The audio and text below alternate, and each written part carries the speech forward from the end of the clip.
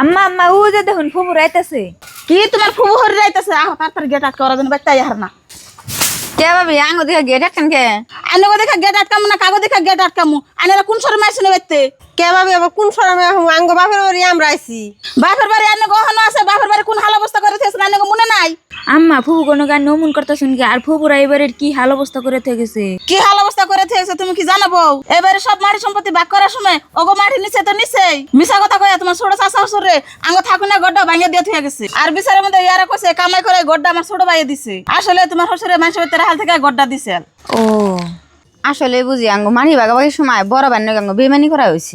কমলা তুই ঠিকই কইছ, নুজাই এখন আমরা যাইগে। হুবু আনে ডাঙ্গ বাইরে বাইরে বাইরে ঘুরে যান কাকে?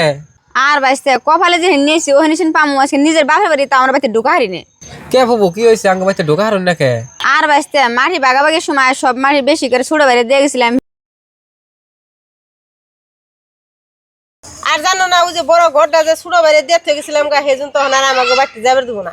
দেখছুন হুবু আমার বাপের ঠকিয়ে ছোট কাকার যে নানারা গড় মাটির বাঘ সব বেশি বেশি দিয়ে গেছিলেন, তাও বলে হে রাখে খের নাই সবকিছু জুয়ে খেলিয়া হে বেচা কিনা শেষ করে দিছে।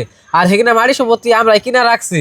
তাহলে একটা কথা ভাইবেন, যার কপালে যা তাহানি আছে আল্লাহ হে তাহানি দেয়। আমরা খান সেডাম সে দেখে গেলে কি বেশি করে হে তো রাখে খেলো না। হুদা হতি আমার বাপের নগে অনেক অনমনত হইলো।